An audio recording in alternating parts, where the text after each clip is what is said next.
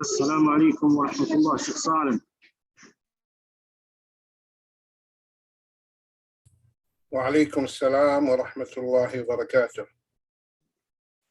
فضيلة الشيخ, ready when you are, inshallah. I'm ready, alhamdulillah. Okay, let us begin, inshallah. بسم الله الرحمن الرحيم إن الحمد لله الصلاة والسلام على رسول الله وعلى آله وصحبه ومن والاه وبعد. Brothers and sisters, Assalamu alaikum wa rahmatullahi wa barakatuh. Welcome to our 24th Dars of Masail Jahiliyya with our Honorable Shaykh Salem Al Amry. I will pass the mic and the screen to the Shaykh and Shaykh can begin inshallah. فليتفضل مشكورا شيخنا شيخ سالم العمري. جزاك الله خير.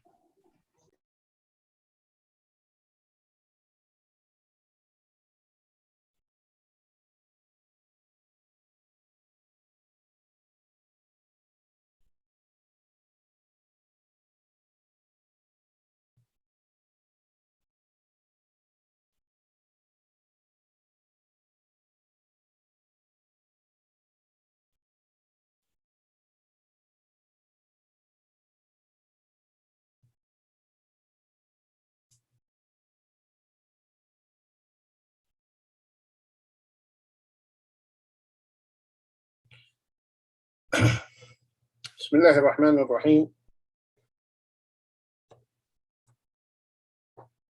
إن الحمد لله نحمده ونستعينه ونستغفره ونعوذ بالله من شرور أنفسنا ومن سيئات أعمالنا. إنه من يهده الله فلا مضل له ومن يضلل فلا هادي له، وأشهد أن لا إله إلا الله وحده لا شريك له، وأشهد أن محمدًا عبده ورسوله. أما بعد، فإن أصدق الحديث كتاب الله تعالى، وخير الهدي هدي محمد صلى الله عليه وآله وسلم، وشر الأمور محدثاتها، وكل محدثة بدعة، وكل بدعة ضلالة، وكل ضلالة في النار. أما بعد, my dear brothers and sisters in Islam, today is our weekly class, Masail al issues related to Jahiliyya lifestyle, issues related to the life people lead when they are so distant and so far from Allah's guidance. The issues related when people run their mundane affairs in total isolation of the divine instructions and teachings. So that is the Jahiliyya. And this Jahiliyya can be partial, can be total.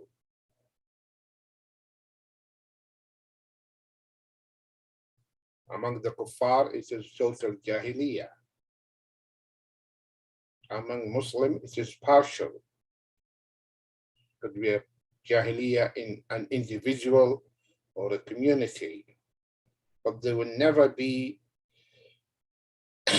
total Jahiliyya among the Muslims, simply because Islam came and dissipated the Jahiliyya.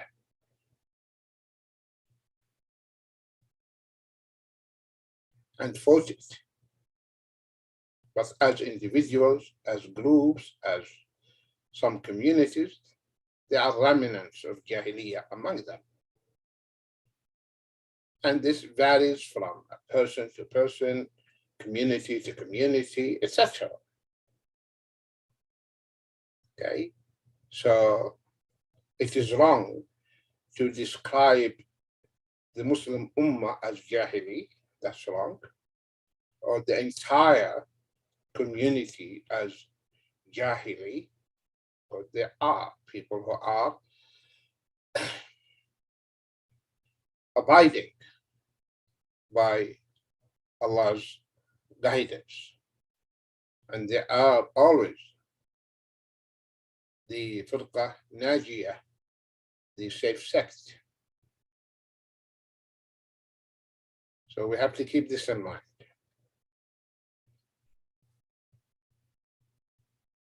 In the last session and the sessions before, we were discussing that there is no relationship whatsoever between Jahiliyya and science. So we cannot connect Jahiliyya lifestyle to science. In other words, if you want to advance and progress in science, you have to lead a Jahili life. That's not true. Science is independent from the Jahiliyya.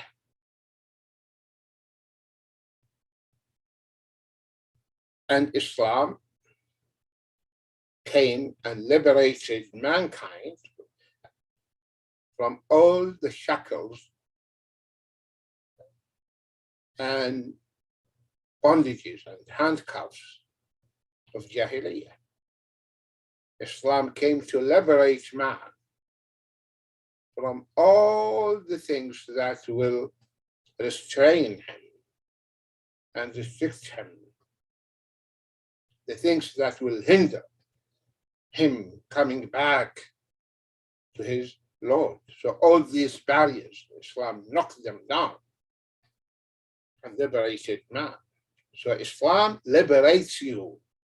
If you want to become free person in the real sense of freedom and become real hur and free, become a Muslim. Islam emancipates you. Islam liberates you.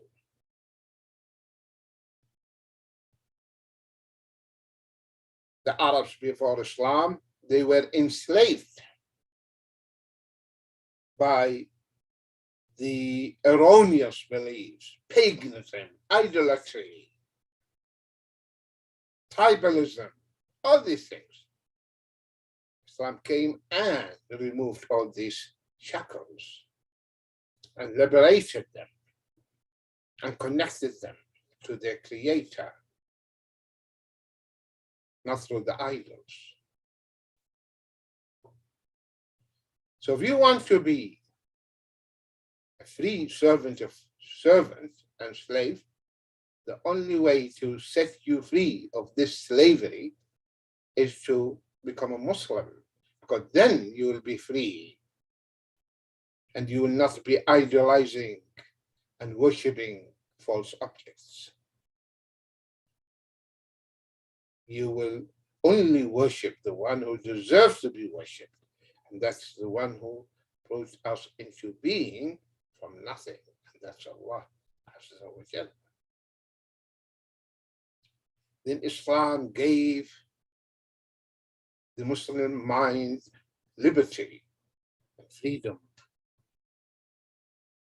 to think and reason and rationalize and to study the natural phenomena and to discover the laws behind them that govern such phenomena.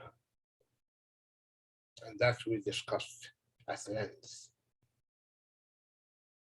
Then Islam invited the Muslims to utilize the resources that Allah provided for them and use them in the right manner, the right way.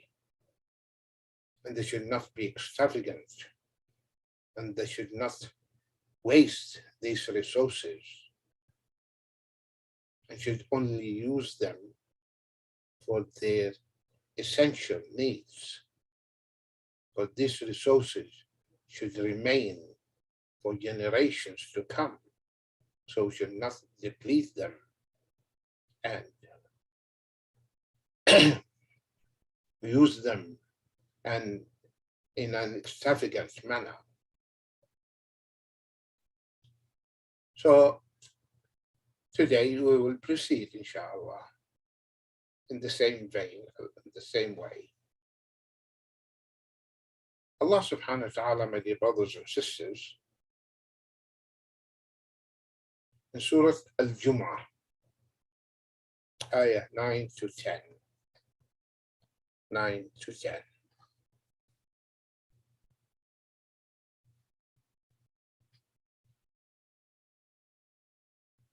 Allah says, يا أيها الذين آمنوا إذا نودي للصلاة من يوم الجمعة فاسعوا إلى ذكر الله وذروا البيع ذلكم خير لكم إن كنتم تعلمون.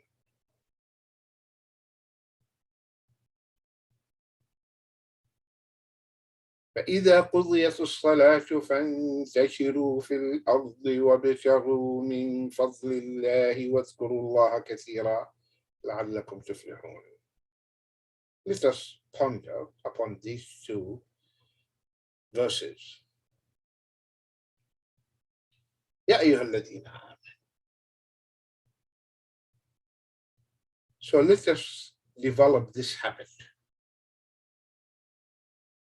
As Ibn Mas'ud radiallahu anhu said, when you hear Ya ayyuha alladhina amanu, lend it your ear, pay attention.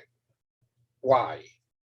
Because there is something important that's going to be told to you. So Allah is calling the believers and He is going to tell them something.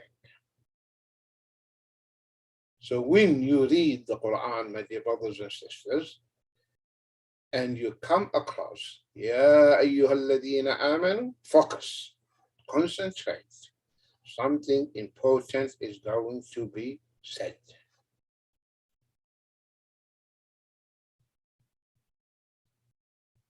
That's why we need to read the Quran with pondering, reflection. We need to concentrate, focus when we are reading it, not to read it in the parrot fashion. And you read the ayat as if Allah is talking to somebody else, not you.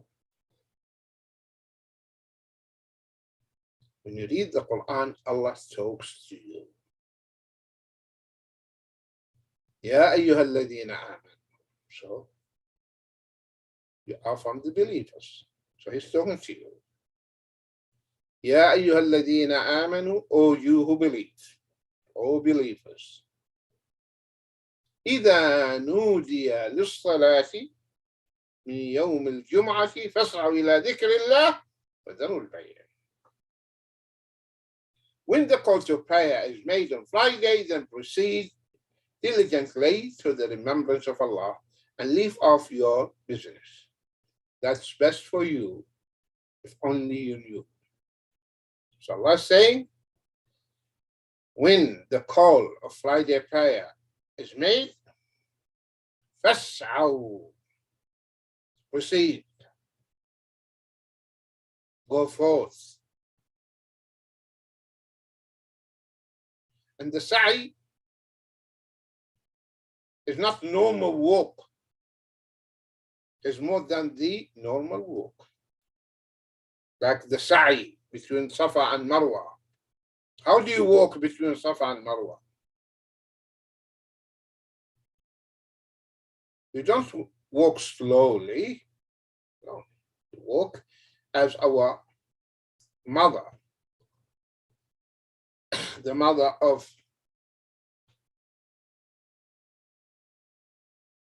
Ismail alayhi salam, Hajar. She was walking fast between Safa and Marwa. That's right, the sa'i. فَاسْعَوْا إِلَى ذِكْرِ اللَّهِ, which means Allah is telling us, when you hear the adhan, leave everything in hand. Everything you have in your hand, leave it. There's no barakah in it. Leave it. Leave it. Go to the masjid. That's why during the reign of Sayyidina Uthman ibn Affan, radiyallahu anhu, when he found that the Muslims, they became busy in the market, Friday, buying and selling, then the time of Jum'ah is due and they're still there. So he consulted the companions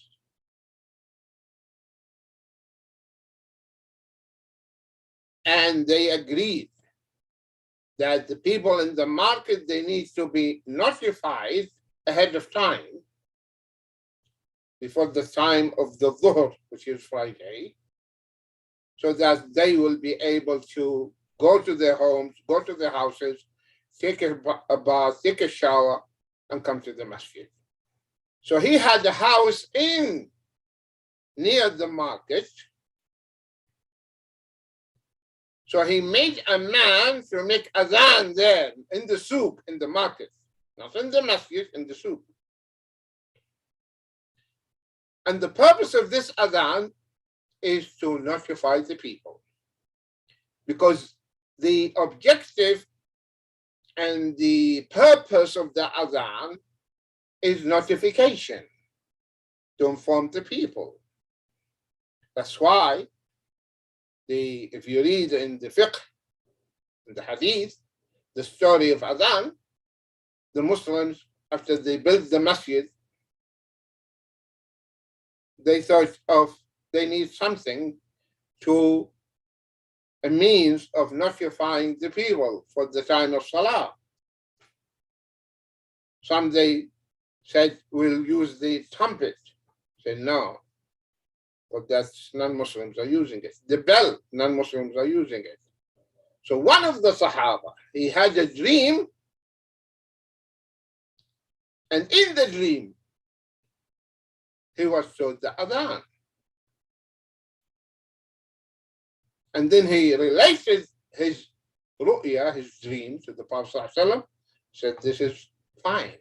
So Allah told the Muslims the adhan through the dream of one of the Sahaba. And then the Prophet ﷺ, he approved of that, and he told the companion, dictate and tell the words of the adhan, what you heard, to Bilal, because Bilal has a very nice voice, a strong voice. And then he told Bilal, climb and chant this adhan. So the idea of the adhan is to inform the people that it is time for the salah. And the Prophet ﷺ, whenever he had a military expedition and he's going to attack his enemies, he would wait and listen if there is adhan coming from their dwellings. If there is adhan coming, then they are Muslims. So the adhan now is the sign and symbol for the Muslims. That's why Muslims can never leave the adhan.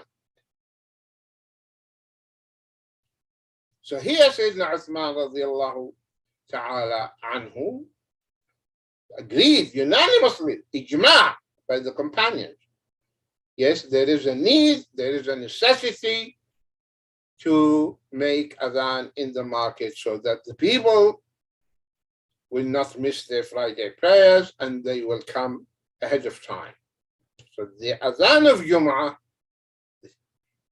which is the first adhan in the market, happened during the time of Sayyidina Uthman radiallahu anhu.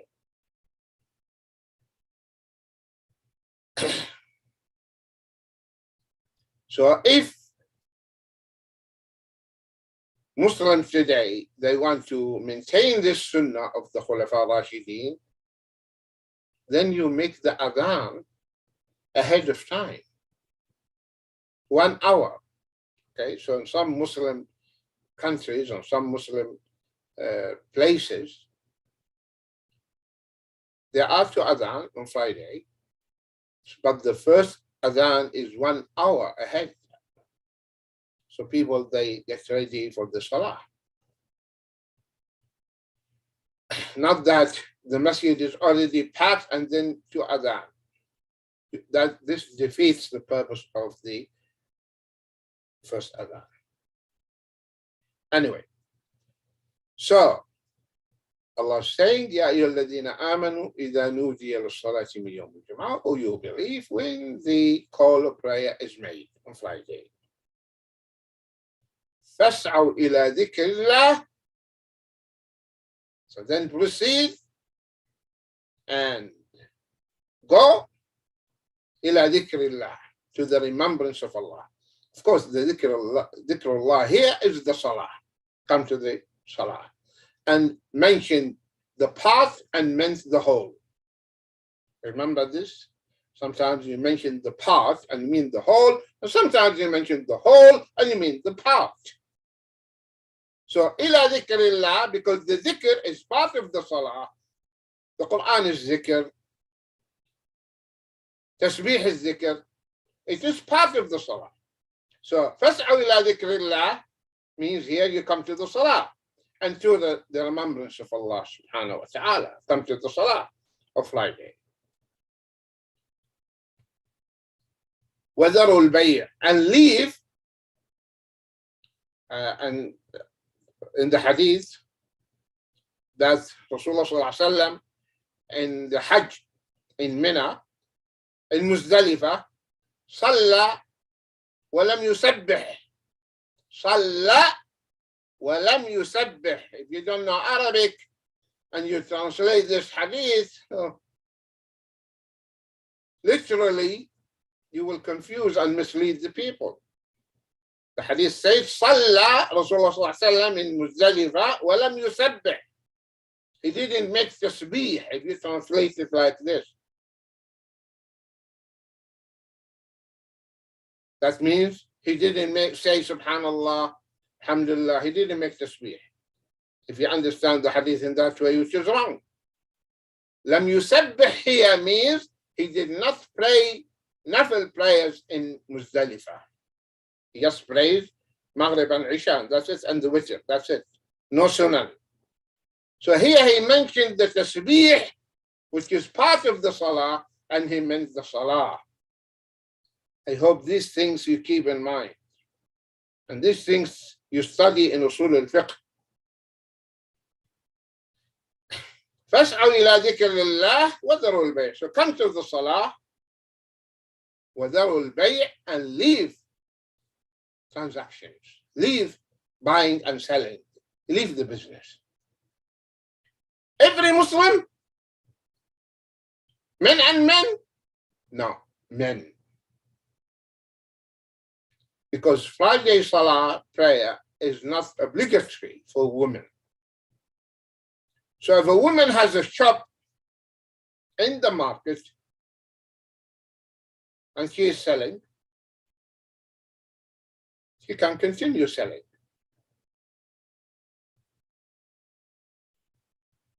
Okay? It's not obligatory for her to close her store or the shop where she is selling things. Okay, maybe she is selling things and there are people passing by, travelers, and of course when you are a traveler, you don't pray Friday. So she can continue selling. But for men, they have to close their shops and go to the masjid. فاسعوا إلى ذكر الله وذروا البيع. Leave business. Then Allah said, ذلكم خير لكم إن كنتم تعلمون.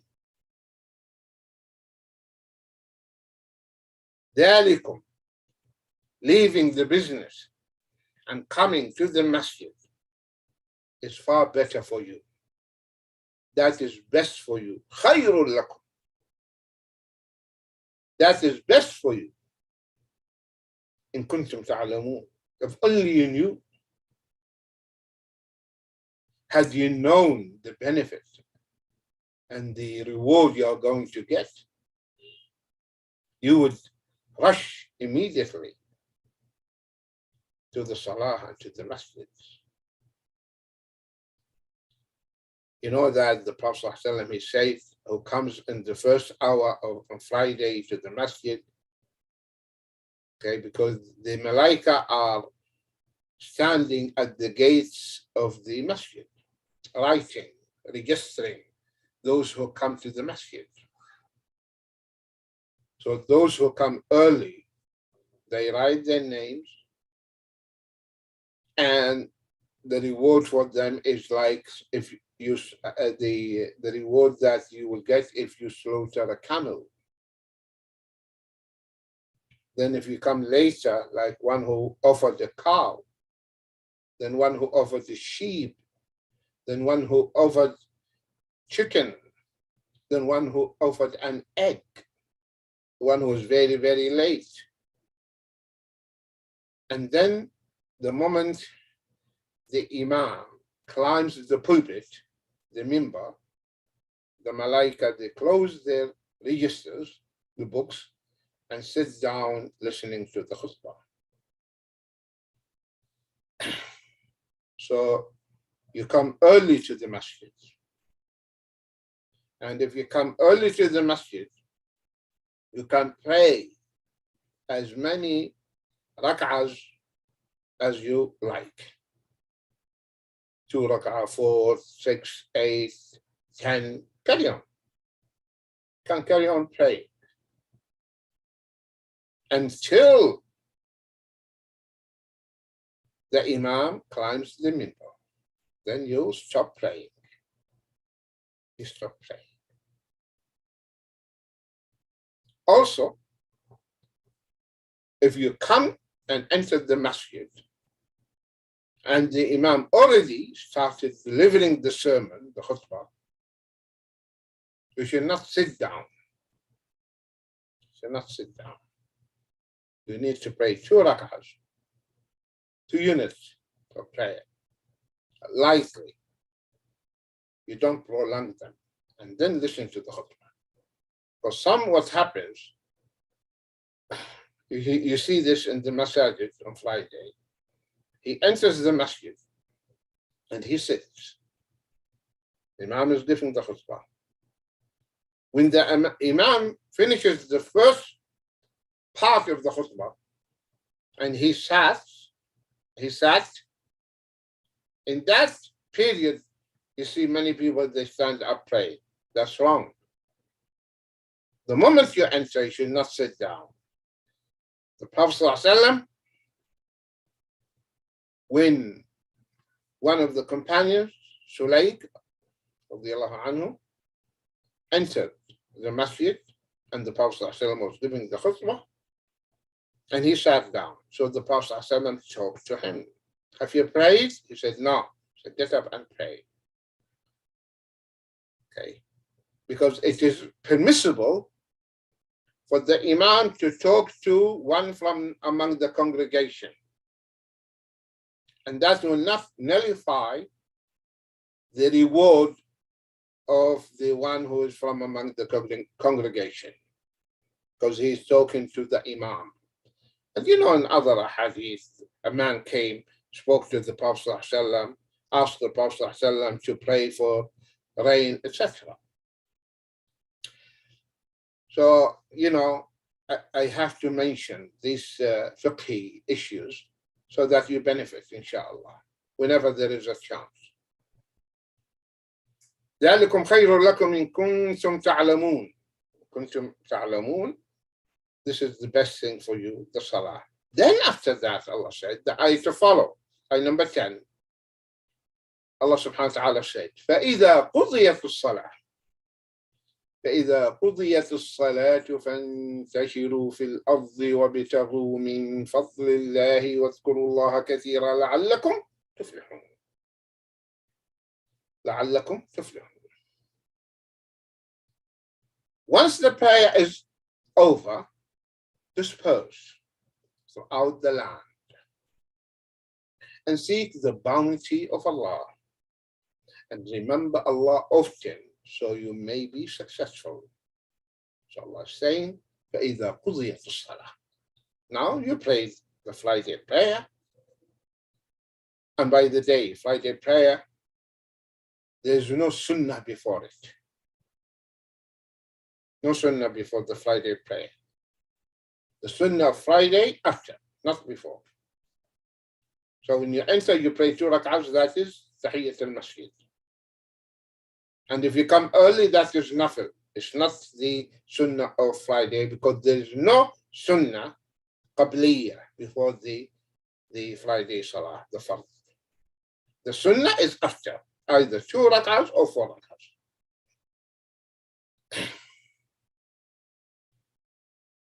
So Allah subhanahu wa ta'ala said, فَإِذَا قُضِيَتِ الصَّلَاةُ. Now the salah is over. You finish the salah. What do you do? فَانْتَشِرُوا فِي الْأَرْضِ وَابْتَغُوا مِنْ فَضْلِ اللَّهِ وَاذْكُرُوا اللَّهَ كَثِيرًا لَعَلَّكُمْ تُفْلِحُونَ. فَانْتَشِرُوا فِي الْأَرْضِ. So now, spread out, disperse, move around, seeking your livelihood. Go back to your business. If you want, you can go back to the market. It's halal for you. You want to go to your home, have your lunch, and spend the rest of the day in the ibadah, dhikr, istighfar, and after Asr also, because there's an hour in Friday. If someone asked Allah anything within that hour, and hour here means not 60 minutes, duration. The ulama, of course, there are different opinions and sayings, but the strongest one, which is supported with the hadith, that this duration is after Asr, between Asr and Maghrib. That's why we read that the Salaf, many of them, they would sit in the masjid after Asr until Maghrib, and they will be engaged in the dhikr. But Allah subhanahu wa ta'ala is saying, فَانْتَشِرُوا. And here this is fi'al amr, command, imperative. So is it obligatory?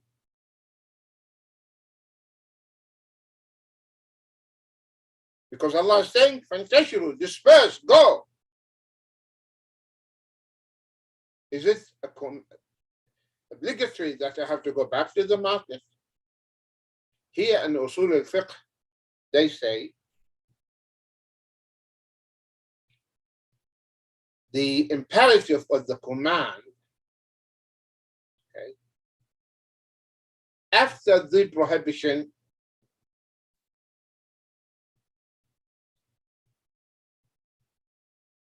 there is a prohibition. We were prohibited not to buy and sell at the time of Friday. We were prohibited.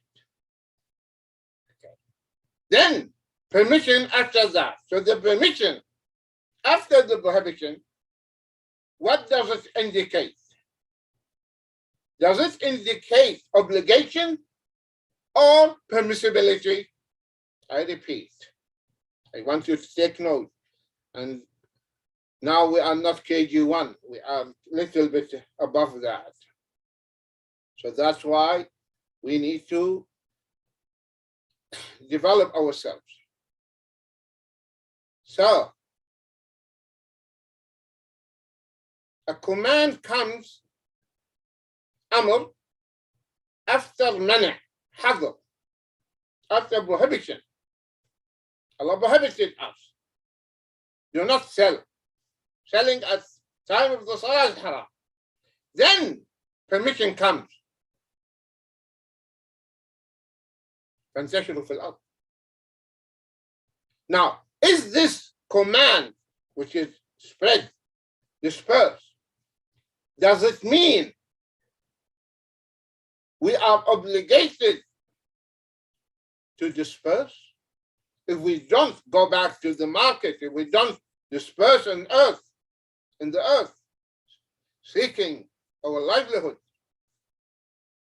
we are sinful? They say no. The permission that comes, or the permissibility that comes after the prohibition, it indicates that it is only permissible. So it gives you the leeway that it's up to you. You want to go? It's okay. It's allowed. You don't want? No problem. You'll not be held accountable. Okay? You'll not be held accountable. Like when Allah subhanahu wa ta'ala tells the pilgrims, if you are in the state of pilgrimage, Hajj, Ihram, it is haram for you to hunt. To hunt. But then Allah allowed them, after removing their Ihram, to hunt. Okay? So when you remove your Ihram, Allah said, فَاصْطَادُوا. Now you can hunt. Does this mean the moment I finish my Hajj and finish my Umrah, I pick up my rifle and go and start hunting? Because Allah is saying, فَاصْطَادُوا. No. It just tells you what is the ruling in Islam regarding the hunting before the pilgrimage, before you commence the ritual of the Hajj outside the sanctuary of Mecca, in your way from Taif to Mecca, in your way from Medina to Mecca, in your way, but you are now already wearing the ihram. Now it is haram. But before that, what is the ruling of hunting? It is allowed, permissible. So now Allah subhanahu wa ta'ala, after you finish the ritual, Allah tells you, now you can go back to your normal practice, which is what was there, halal. Now it is halal again for you. So here Allah subhanahu wa ta'ala is telling us, فَإِذَا قُضِيَتُ الصَّلَاةِ فَانْتَشِرُوا فِي الْأَرْضِ وَابْتَغُوا مِنْ فَضْلِ اللَّهِ. So once the prayer is over, disperse throughout the land and seek the bounty of Allah. Seek the bounty of Allah. And Allah's bounties are unlimited. Unlimited. So seek and ask. Ask Allah. Whatever you want, ask Allah subhanahu wa ta'ala. Because Allah's treasures will never be exhausted, will never be depleted. They will never finish. They are full, always. In the Hadith Qudsi, O children of Adam, of all of you, stand on one place and ask Allah. Everyone asked Allah subhanahu wa ta'ala whatever he wanted. And Allah granted everyone his or her wishes. That will never diminish Allah's treasures in any way. Then the Prophet ﷺ mentioned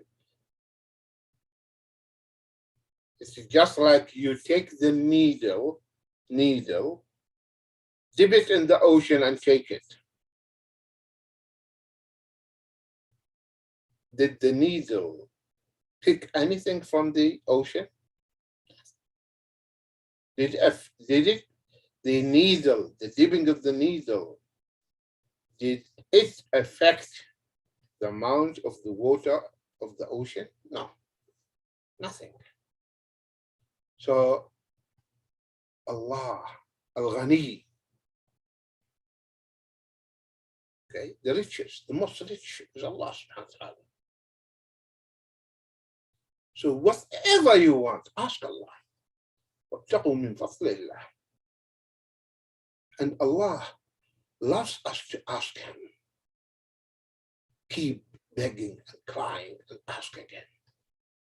وَابْتَغُوا مِنْ فَضْلِ اللَّهِ وَاذْكُرُوا اللَّهَ كَثِيرًا. اذْكُرُوا اللَّهَ كَثِيرًا. Remember Allah a lot. This is very, very important, my dear brothers and sisters. The dhikr of Allah. Because the dhikr of Allah Azza wa Jal strengthens the Iman, brings about and causes this calmness, serenity, peace of mind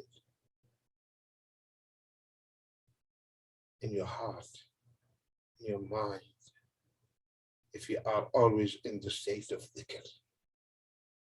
Subhanallah, alhamdulillah, la ilaha illallah, Allahu Akbar, astaghfirullah. Keep the tongue busy. Dhikr, dhikr, dhikr. With the dhikr, that will give your heart life. No dhikr, the heart will die. No dhikr, the heart will die. You feel hardness, you feel your heart is hard. You want to cry, you cannot. People are crying when they hear the Quran, but your heart as hard as the rocks. Though Allah said about the Quran, had we sent this Quran upon a mountain, وأنزلنا هذا القرآن على جبل لرأيته خاشعا متصدعا من خشية الله. That's what Allah said about the Quran. Had we sent this Quran upon a mountain, what will happen to the mountain? لرأيته, you would see that this mountain, what happened to him? To it. Khasha, humble, and cracking, falling apart because of the humility and humbleness before Allah. May Allah soften our hearts. May Allah give life to our hearts. Ameen. So the dhikr, my dear brothers and sisters, is the life for your heart. To keep this tongue busy. ألا بذكر الله تطمئن القلوب. Most certainly in the remembrance of Allah, the hearts find tranquility, peace, serenity. Shaykh Islam ibn Taymiyyah rahimahullah ta'ala, they said he would sit after Fajr in dhikr. To Salah, he's sitting there dhikr until it's almost before noon. And he would say, this is my sustenance. This dhikr is my sustenance. This dhikr is my spiritual dose. This dhikr is my food. If I leave it, I will die. Rahimahullah. This is my sustenance. This is what supports me by Allah's grace. This is what keeps me moving. This is what keeps me by the grace of Allah to overcome the obstacles and face the adversities, confront the hardships, because this gives strength to my heart. The dhikr. If I leave it, I will die. So no wonder when he said,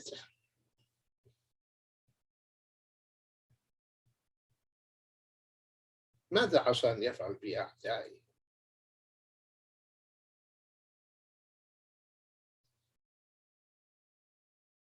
إن سجني خلوة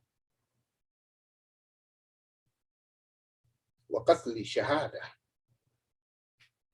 ونفي سياحة. Said, what my enemies can do to me? Nothing. إن جنتي في صدري. Saying, my Jannah is within my chest. Which Jannah he's talking about? This state of happiness, this state of serenity, this state of delightfulness, that spiritual elevation, where you feel you are elevated.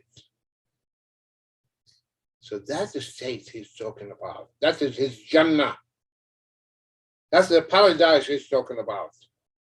This peace, happiness, delightfulness. In the Jannati fi sadri. My Jannah is here.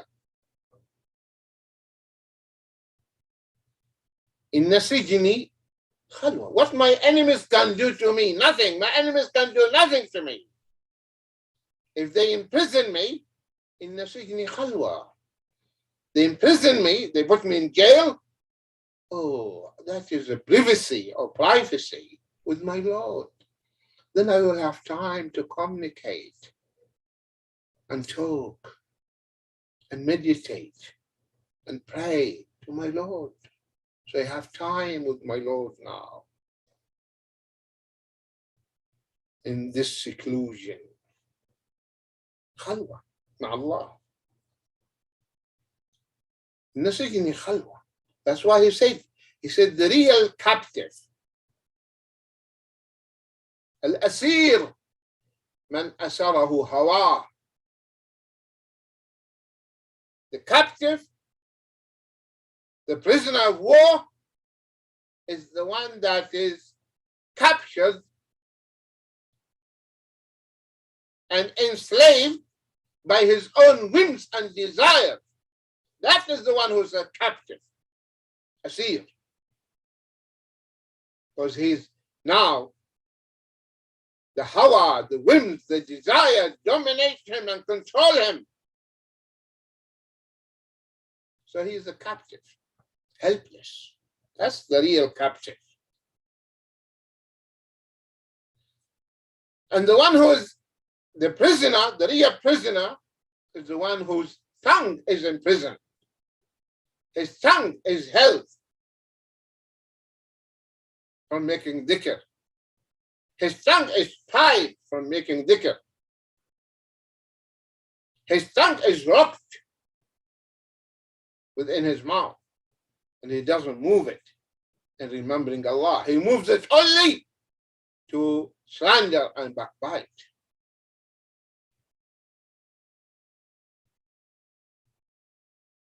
That's what he said. Sijni khalwa. You put me in prison, I have khalwa with Allah. Qatli shahada. You kill me, I will die as a martyr.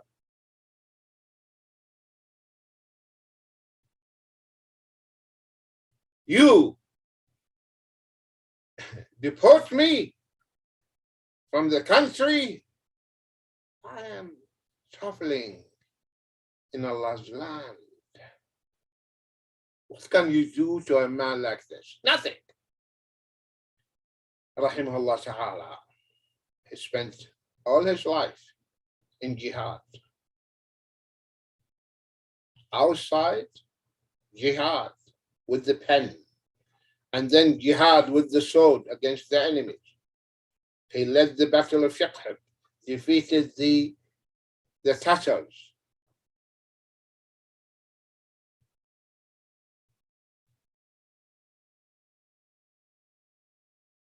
And then his enemies, when they could not face him and refute him and debate with him, because whoever tried to debate with him, he exposed him. Ibn Taymiyyah would expose his ignorance. And he had many debates. And one of these debates, he had a debate with the Sufis. With the Sufis, a group from among the Sufis called the Al-Bata'ihiyya, in the presence of the governor.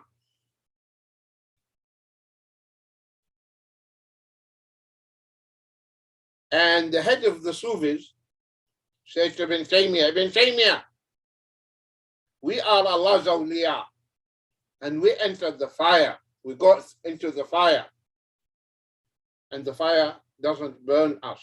Are you ready to do that? He said, of course. I will enter the fire and it will not burn me. And he was ready to enter. He said, I prepared myself for that day by doing a lot of righteous deeds. But he said, before we enter the fire, I want you and those with you to wash their bodies, okay, with vinegar.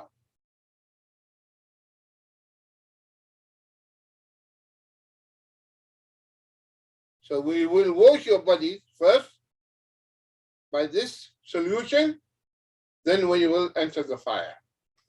Why he said that? Because he discovered that what they do, they apply certain chemicals on their bodies which will form layer on their bodies. So as you know, the triangle, you need three components for the fire: oxygen, fuel, and heat. So if you knock the oxygen, that's why if there is a small fire, you don't pour water on it, just close it. Isolate the oxygen and it will be put out. So by putting these materials, like, you know, nowadays there are suits, the firemen, they wear, and they go through and nothing happened to them. So these materials isolate, okay? So the fire triangle is not complete. So he said, you should be washed, so this material should be dissolved, then we'll go. So he discovered the secret. So now they want to run away. They are in the presence of the governor. So their head said, oh, let us go and collect the wood. They want to run. Ibn Taymiyyah said, no, that will take time. Come. This is my finger. You see this lamp, the flame? This is Bismillah. This is my finger. Put your finger. Come. So he refused. So he was exposed that they were liars, cheating, deceiving the people. And he said, rahimahullah, the dhikr for the heart is like the water for the fish. Take the fish out of the water, the fish will die. So Allah subhanahu wa ta'ala is saying, فإذا قضيت الصلاة فانتشروا في الأرض وابتغوا من فضل الله واذكروا الله كثيرا a lot لعلكم تفلحون. Don't you know, even in the jihad, the dhikr should be there, mentioning Allah subhanahu wa ta'ala. So here in these two ayat, Allah subhanahu wa ta'ala allowed the Muslims to use the resources of the earth, make business, but strike the balance between fulfilling their obligations towards their Lord. So when the Salah is time for Salah, leave and go for Salah, and then go back. And that's why he said, فَإِذَا قُضِيَتِ الصَّلَاةُ فَانْتَشِرُوا فِي الْأَرْضِ, then disperse in the earth and seek your livelihood and utilize the resources I provided for you. The Europeans, as you know, they were totally retarded and backward.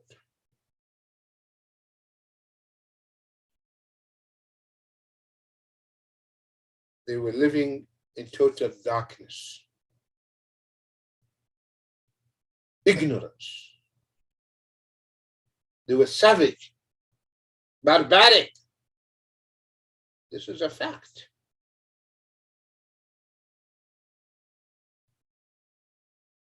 Fact.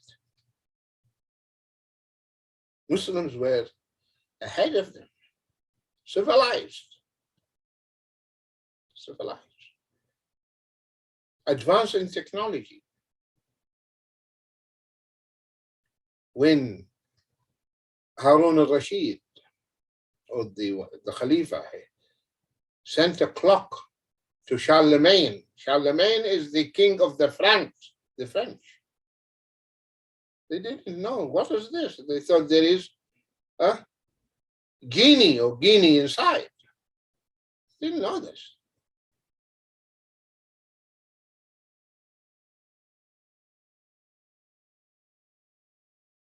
So the Muslims, the Islam liberated them, and the mind is clear, no superstitions, no myths, nothing. So they think logically, rationally. So they advance in medicine, in engineering, in astronomy. SubhanAllah. I told you recently I saw video clips by a scientist. He's an atheist. But what he said is correct. He said he gave a list, okay, in his PowerPoint presentation, the names of the stars and the planets. And he said, guess what? All these names, Arabic names. Because the Arabs, they were advanced. So they gave names to all these celestial bodies.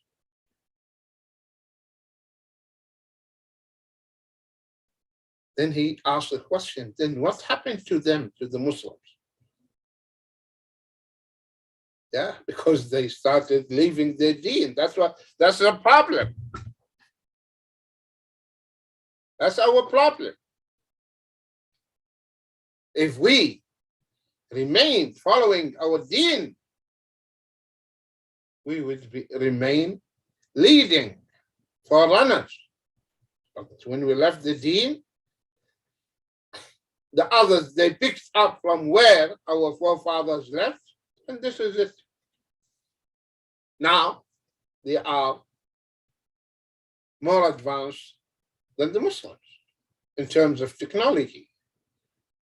But we can catch up with them. We can. And we can defeat them.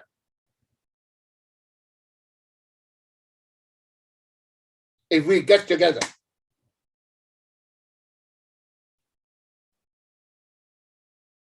And come back and hold all of us, our ummah, to the robe of Allah Azza wa Jal. We have everything. We have resources, we have minds, we have scientists, we have everything. Muslim scientists are scattered all over. Travel and see, and step in the research center, laboratories, Muslim, Muslim, Muslim, Muslim. Yes. Muslim mind. The Ummah, we don't lack. We lack only unity. We lack coming back to our deen, and then we will pick up. So the Europeans, when they came in contact with the Muslims, they learned from the Muslims many sciences. Okay? Whether algebra or in the physics, medicine, etc. Even today, algebra. What is algebra? It's an Arabic word. The numbers you use, okay? What they are called? Arabic numbers. 1, 2, 3, these are Arabic numbers. And if you study, then they tell you, because 1 is like this, because 1 angle, 2 angles, 3 angles, 4 angles. So they learned from the Muslim. Even the 0 is called sifr, S-I-F-R. Search for it. So they learn from the Muslim the sciences, and then they develop them further. So science, my dear brothers and sisters, is not linked to Jahiliyya whatsoever. So we should not be deceived. It can be a Muslim and a scientist and a doctor, physician, astronaut. It can be anything. My Islam will not prevent me. You can be wearing your hijab and you are a doctor. You are a scientist. You are in the lab with your hijab or your niqab. Nothing will stop you. Okay? This is our beautiful deen. This is our Islam. And there's no room in Islam for Jahiliyya, to live our life far away from the guidance of our Creator. May Allah keep us remain guided. May Allah subhanahu wa ta'ala keep us remain on this beautiful deen. May Allah make us remain steadfast on this beautiful deen till we die and breathe our last and meet Him and find Him pleased with all of us. Ameen. May Allah subhanahu wa ta'ala grant us the beneficial knowledge and righteous deeds. May Allah subhanahu wa ta'ala forgive us our faults and mistakes and ignorance. May Allah subhanahu wa ta'ala guide our ummah to the haqq and bring us all back to Him. Ameen. And may Allah guide our hearts to the haqq and unite our hearts on the haqq. Ameen. May Allah reward all of you, my dear brothers and sisters, immensely for your patience and attendance. Barakallahu feekum. Jazakumullahu khaira. Assalamu alaikum wa rahmatullahi wa barakatuh.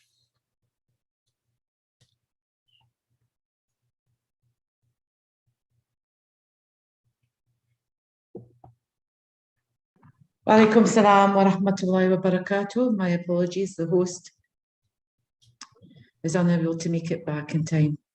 So, brothers and sisters, please send in your questions quickly to me, and please send in your feedback quickly, please.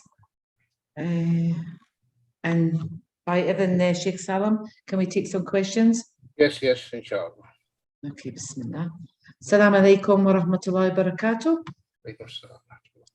My place of work is an engineering firm, so we purchase materials, but the management gives room for us to inflate the price and share the extra inflated price One minute. among... One minute. She's working in an engineering company and what? And they purchase material. Okay.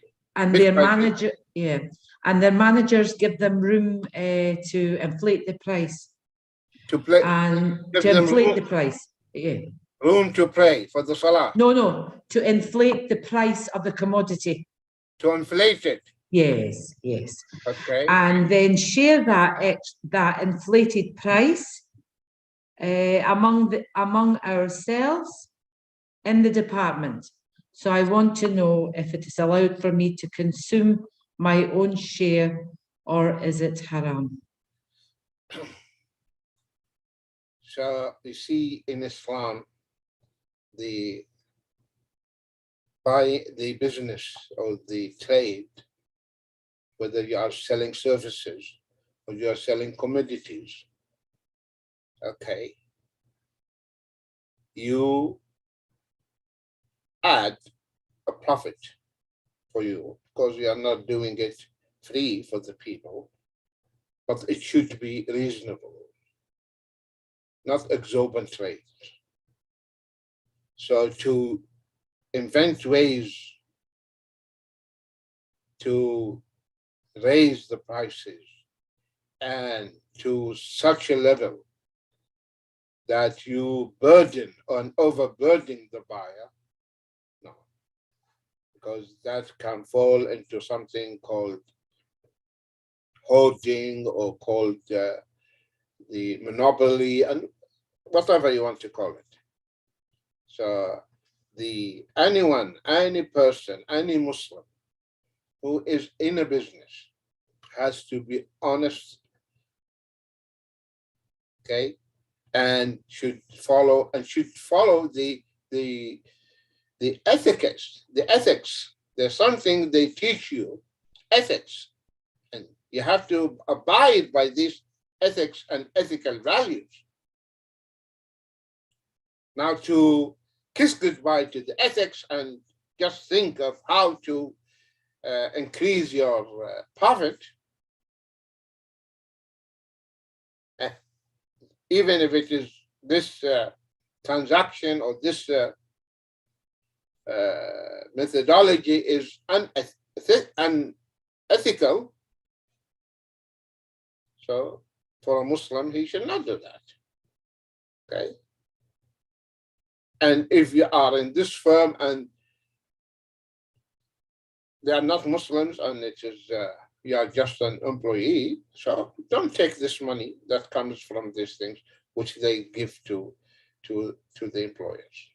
Don't take it.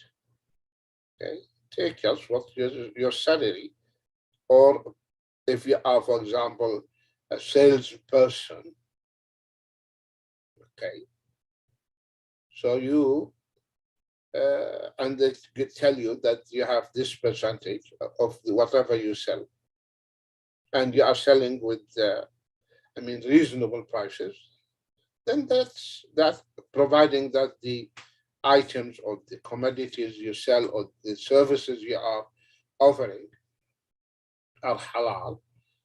So that percentage agreed upon, you can have, inshallah. I hope this is clear to the questioner. Next, please. Jazakallah khair. If it's not clear, please send a message. Okay. Assalamu alaikum, dear Sheikh. Allah bless you and protect you. Ameen. What's meaning Allah's speech of Surah Al-Hadid, verse number 28? I have it ready, so I'll just read it for you. O you who have believed, fear Allah and believe in His Messenger. He will then give you a double portion of His mercy and make for you a light by which you will walk and forgive you. And Allah is forgiving and merciful. I'm thinking, and make for you a light is something He might be referring to. Surah Al-Hadid, you said? Yes, 28. Okay, hold on. And I don't, encourage the questioners to, if they have, they want details, they send me the written question, and I will give the answer in detail, inshallah. Okay, inshallah. Okay.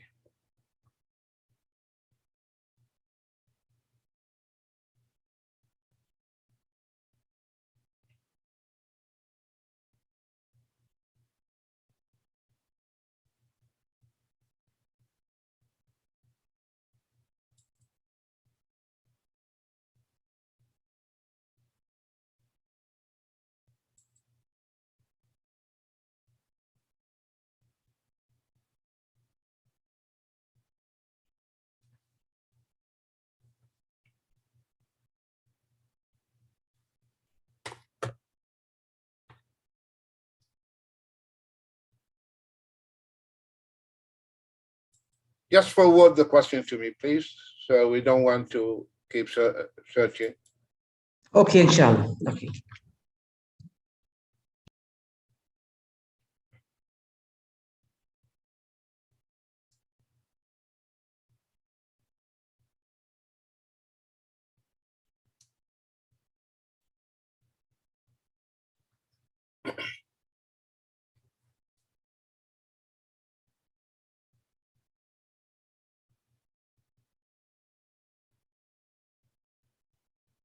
Next question, please. Next.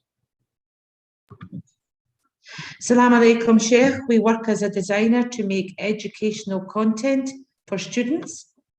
Well, it means they are a web designer. We are assigned to draw sometimes. Sorry, I didn't get your question. Okay, it's they work as a web designer to make educational content for students, and they have been assigned to draw sometimes living creatures by their manager. To draw what? Living creatures. Living creatures. I try to use pictures of humans or animals created by other designers from the internet. I have to modify it according to their feedback. Is my income haram?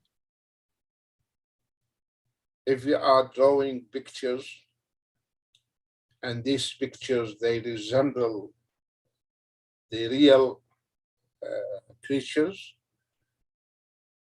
that's haram. So if I draw a human being or an animal, okay, with the head, with everything, if there is no head, okay, and it's not resembling the real creature, that can be, accepted. But if it is resembling the real creature and with the head, then, the hadith is, and there are many ahadith that Allah subhanahu wa ta'ala will tell those who do these things, blow the spirit into them, give life to them. They're already resembling my creation, so only they need the spirit, the life. Okay, breathe, give life to them. That's what will happen on that day. Also, a massive head, neck will come from the hellfire and the hadith, and will eat those image makers, those who make images and pictures of living things. It is very scary. May Allah guide you and may Allah protect you. Next. Jazakallah khair, Ameen. Please, Salam alaikum wa rahmatullahi wa barakatuh. Please tell us the virtues of fasting for Dhul Qa'dah. Fasting what? The virtues of fasting during the 9 days, the next 10 days before Eid al-Hajj. So what does the question want to know? What are the virtues? What are the benefits of fasting? Okay, the virtues of fasting, 9 days of the Hijjah. Okay. Yes. Of course, no doubt, they are virtuous days. They are the best days. The best 10 days are the 10 days of the Hijjah. And the best 10 nights are the night of Ramadan. Okay. And doing righteous deeds in these 10 days and 9 days, the reward is greater than even the jihad. Even the jihad fi sabilillah. Imagine the virtue of jihad, doing righteous deeds in these 9 days, 10 days, is greater than the reward of the mujahid, except someone who went out for jihad and he was martyred. That's it. That his reward will be greater. Otherwise, doing any righteous deed in these days, the reward is so, so great. I was listening today to a fatwa of Shaykh ibn Uthaymeen, rahimahullah ta'ala, and he said, praying 2 rak'ahs, nafil, in these 9 days has more reward than praying 2 rak'ahs in the last 10 nights of Ramadan. The reward is greater. So we need to use and utilize and do not waste time in these coming days and intensify and increase doing righteous deeds, whether fasting, sadaqah, dua, dhikr, reading the Quran.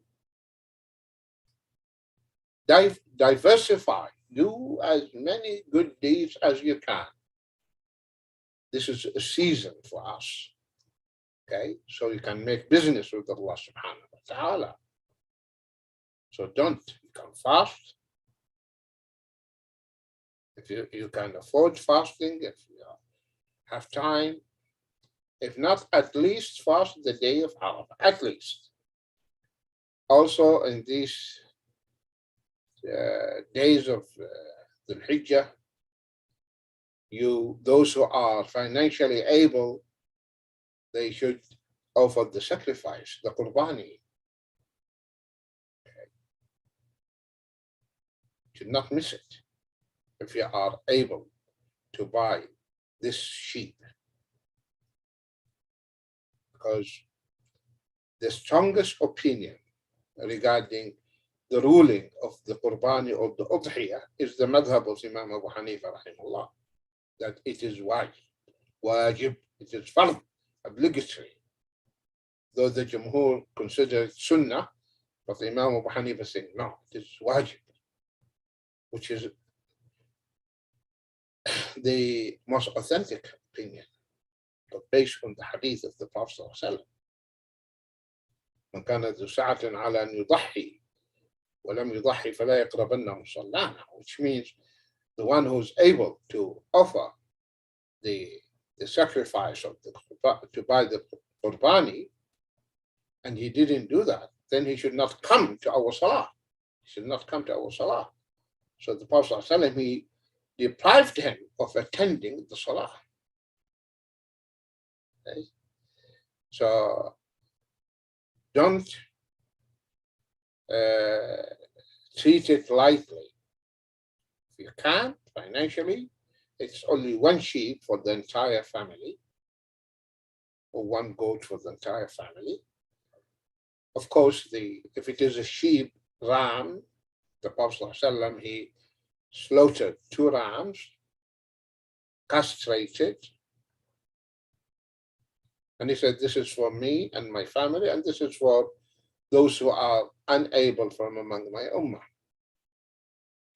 And the age of the sheep, 6 months. 6 months. Sheep, 6 months.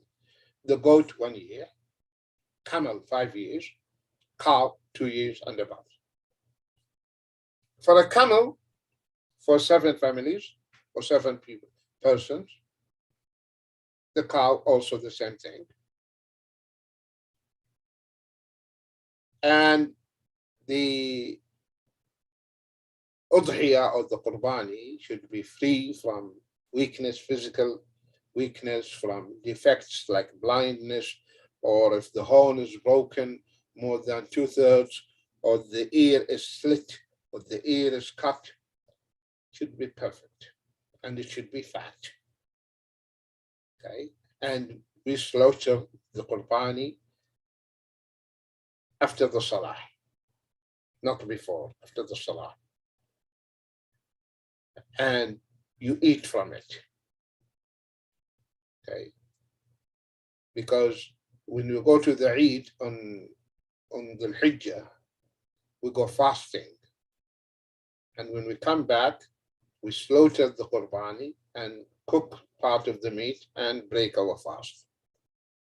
In Ramadan, we do the opposite. We break our fast before we go to the salah. Also, before the 10 nights begin, the head of the family, the one who normally is going to offer the sacrifice, should refrain from clipping his nails or cutting his hair. That's it. Nothing more than that until he slaughters the sacrifice and offer the sacrifice. So this is what we do in these 10 days. And of course, the udhiyah, the ulama, they said, you divided it into 3 lots, 1/3 for you, 1/3 for your relatives, and 1/3 for the poor, the needy. If you want to give more than that, it's up to you, no problem. So these are the things that we should do in the coming days, inshallah. May Allah grant us success and tawfiq to do as much and as many righteous deeds as possible, inshallah. I hope this is clear to the questioner. Clear, alhamdulillah, Ameen. That was the final question, Shaykh Salem. Jazakallah khair. If you'd like to finish off, so I can close the room. Okay, barakallah feekum, jazakumullah khair. May Allah subhanahu wa ta'ala reward you immensely for your attendance. May Allah subhanahu wa ta'ala bless you, bless your family, protect you, protect your family, and may Allah subhanahu wa ta'ala elevate your status in this world and in Jannat al-Na'im. Ameen.